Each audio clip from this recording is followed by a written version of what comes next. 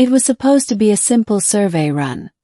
2 weeks cataloging uninhabited islands in the Pacific for a private environmental foundation. I'd done dozens of these missions before. Satellites found anomalies, landmasses that appeared after volcanic shifts, coral growths, or tectonic uplift. And I, being the unlucky geologist with a good tolerance for solitude, was sent to check them out. But this island wasn't on any chart. It wasn't new either. The trees were centuries old, thick and silver-barked, growing in patterns that looked deliberate, almost cultivated. I called it Anomaly 47 in my logbook. From the moment I set foot on its black sand beach, my instruments began malfunctioning. My compass spun like it was drunk. My drone feed lagged, then went dark. The sky was cloudless, yet the air hummed like a storm was waiting just beyond the horizon. After I'd set up camp near a freshwater stream, I noticed footprints, small, bare, and perfectly shaped. They led into the forest. Human footprints, I thought, though I was hundreds of miles from the nearest inhabited island. That night I didn't sleep much. The jungle was silent, unnaturally so. No birds, no insects. Just the sound of my own breathing and, somewhere in the distance, something like singing, soft, melodic, and heartbreakingly lonely. By morning, I'd convinced myself it was the wind. But then I found her. The woman in the glade. She was standing in a glade surrounded by silver trees, their trunks shimmering like mercury under the sunlight. Her skin had a faint luminescence, like moonlight on water. Her hair was white, not aged white, but opalescent, refracting faint colors when she moved.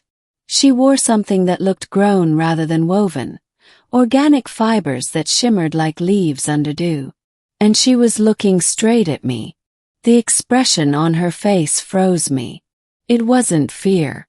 It wasn't surprise. It was recognition, as if she'd known me her whole life, as if she'd been waiting for me. "Who are you?" I asked, raising my hands to show I meant no harm.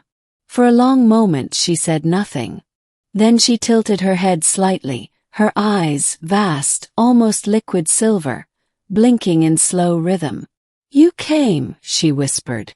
Her voice was soft but resonant, like it carried more than sound, like it carried memory. I tried to ask her how she got here, but she only smiled faintly and said, "I wondered if you would find this place again." "Again?" said. "I've never been here before." She didn't answer. She turned and began walking deeper into the forest, leaving a faint glow on the ground where her feet touched the moss. Against all reason I followed. 3. The ruins beneath the trees. The forest opened into what looked like ruins. Not human ruins, though. Curved metallic structures half buried in the earth, like the skeleton of some colossal creature. At the center stood a monolith of black crystal, humming faintly, pulsing in rhythm with my heartbeat.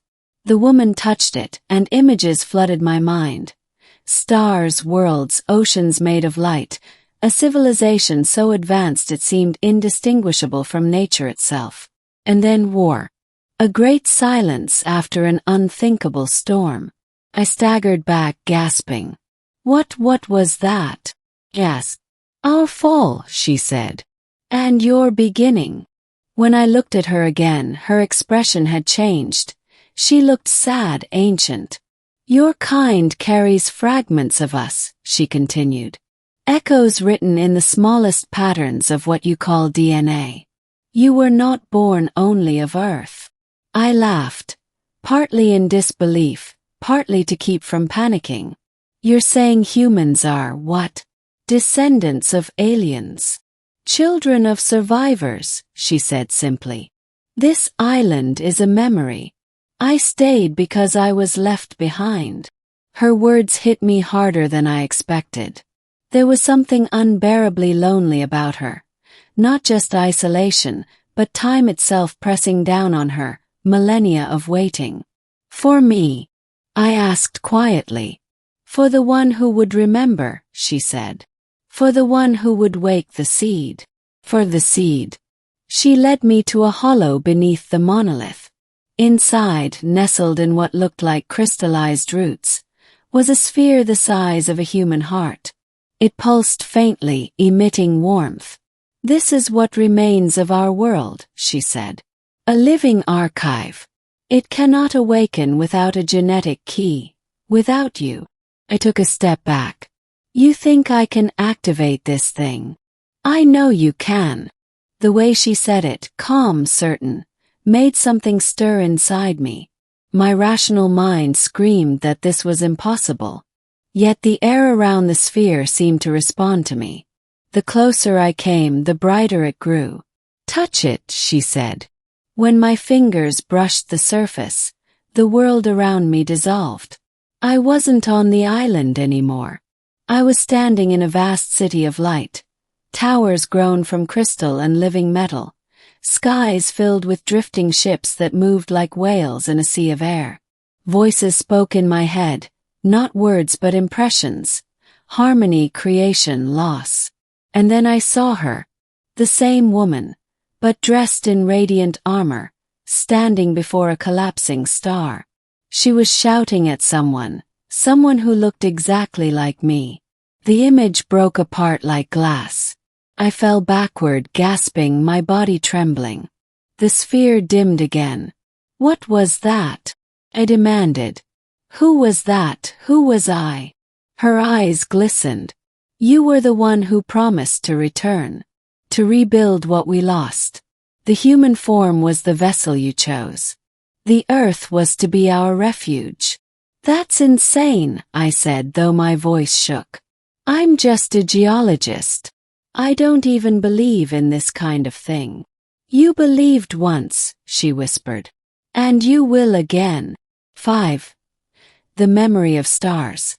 We spent hours, maybe days, together after that. Time felt different on the island, stretched thin like fabric over too many worlds. She told me fragments of her story. How her people, the Ilari, had come from a dying system. How they sought a world to seed with life, to carry their essence in a new form. Earth was perfect, but something went wrong. A faction wanted to rule, not renew. A war tore their civilization apart before the seeding could complete. Some escaped, others perished. She stayed, bound to the island that hid the last archive of their kind. As she spoke, I began to remember flashes, shapes in the dark sky, a ship tearing through clouds, a voice, her voice saying, "We will meet again when the stars are quiet." I started to believe her. At night, the stars above the island pulsed faintly, rearranging themselves into constellations I didn't recognize. She said they were signals, calls from the fragments of what once was. One evening, as the two of us sat beside the stream, she looked at me with that same searching gaze. "You feel it now, don't you?" she asked. I hesitated. My heartbeat was synced to the rhythm of the monolith. My thoughts were clearer, my senses sharper. It was like a second consciousness had awakened in me, whispering things I didn't understand. "I don't know what I feel," I admitted. "But it's like I've been missing something all my life, and I didn't even know it until now." She smiled faintly. "That is remembrance. It means the link is forming." 6. The choice. The island began to change the next morning. Storm clouds gathered out of nowhere.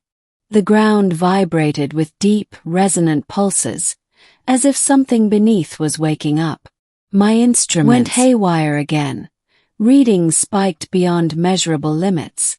She stood by the monolith, her hair whipping in the wind, her expression serene. "It's time," she said. "The seed is ready." I could barely hear her over the thunder. Ready for what? For rebirth.